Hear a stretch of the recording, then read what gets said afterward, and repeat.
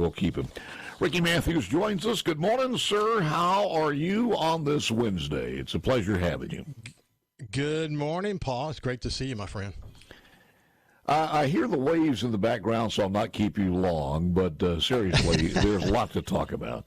First of all, on this Leonard Bentz deal, I never grew up in the Delta hunting turkeys, rabbits and deer and things like that and fishing, but not a lot of turkeys or quail that far away from the river. As far as Shaw's concerned, the grandson is the turkey hunter, but I didn't know you use crickets, and that's how the baiting is done. You know what? To be quite honest with you, I didn't know it either. When I got the tip, we got the tip that there was some baiting issue. Thinking sort of traditional baiting, that corn was put out or a feeder or something like that. Then we began to really understand that what was released there on this place where Leonard Bentz and his son went hunting was somewhere between 4,000 and 7,000 crickets, is what I hear. I mean, that many. And they were released a day or two before they went. Plot. It's a 500-acre plot, so you... Yeah, so it was in the area where he actually hunted. What's interesting is he has said publicly he didn't know that they were there, that he asked about baiting. But the property owner said that he didn't know that using live crickets was illegal. So he would have had no reason not to tell anyone that they were there. So to me, it doesn't add up. And by the way, this property where he hunted had prior violations. So, my sense of commissioners is that they should be beyond reproach. If they know that there have been prior violations on a piece of property they're going to hunt on, they probably shouldn't go there. They probably shouldn't go there. At the end of the day, though, he was cited, and interestingly, the case continues to remain open. So the investigation continues. So we'll hear more as time goes on. But I think it's hard for him to explain away that he didn't know that the crickets were there, and therefore people shouldn't be concerned about that.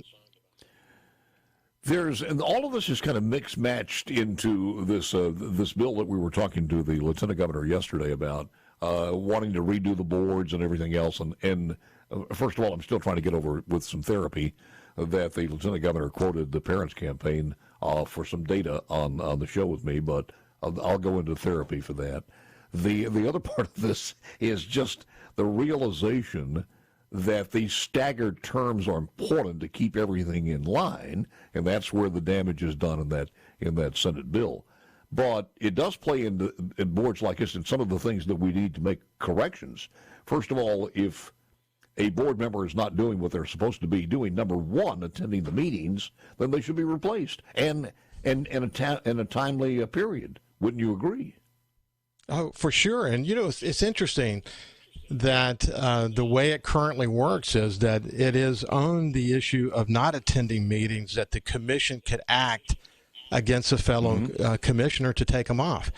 It would seem to me, though, that they ought to have the power to make some rules that would say if you ever get convicted of a hunting violation and you are on the commission, you probably shouldn't be serving on the commission. But the issues around Leonard Bentz goes far beyond this baiting situation, and that's why I'm concerned about it. And we've got to stay focused on it. With all the buzz that's happening at the legislature now with funding education and Medicaid expansion, it's hard to keep our eyes on things like wildlife issues. But Bentz has not been confirmed yet, Paul.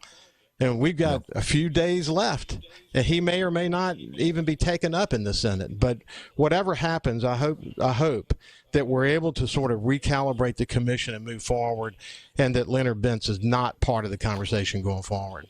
Well, Ricky, Mr. Bentz came into your focus quite a while ago, and not only on this one, as you just alluded to, several other things.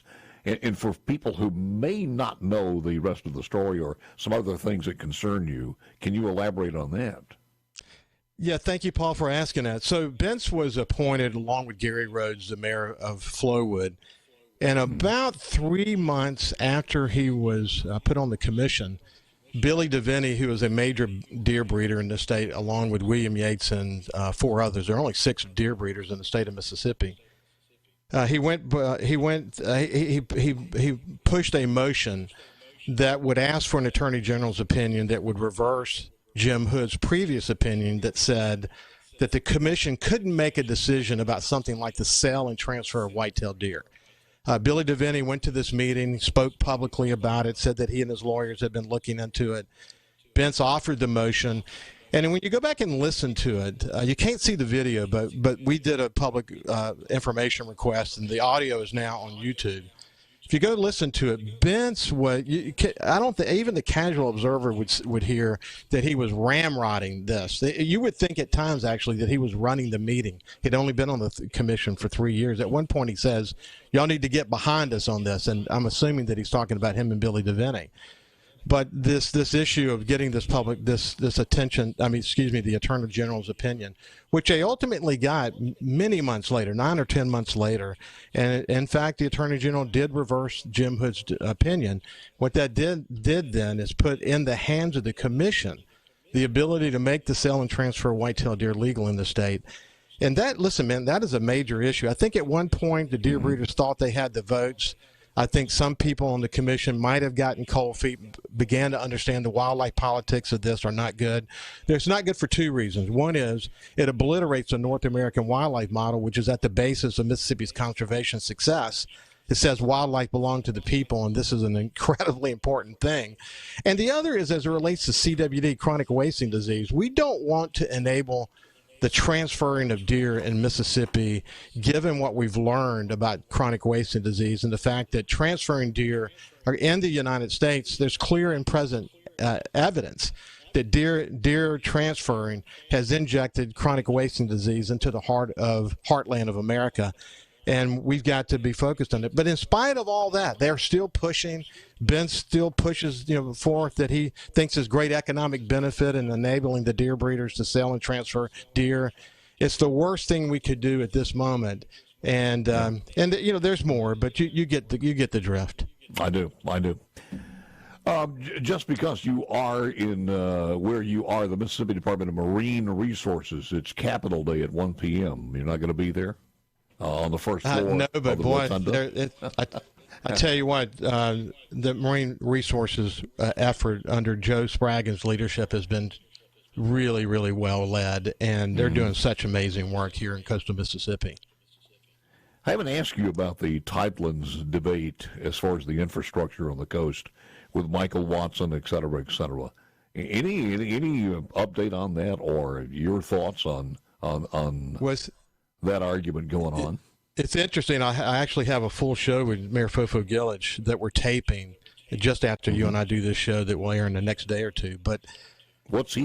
I was publisher of the Sun Herald, and I was the chairman of the tourism effort for the Governor's Commission on Recovery, Rebuilding, and Renewal after Hurricane Katrina. So I was involved in a lot of the discussions about inland gaming. In fact, there's even a part about this in the book, but I brought a bunch of people around my round table at my house in the final moments of this to try to get parties together so we could get this done in the legislature. So I was party to a lot of the conversations, and a lot of the discussions that were happening at the time were, we don't want to see a situation if all these gaming organizations make a commitment to rebuild after Hurricane Katrina, we don't want the rules to change. And so what's at the basis of this issue is the Michael Watson's concern that the rules are changing.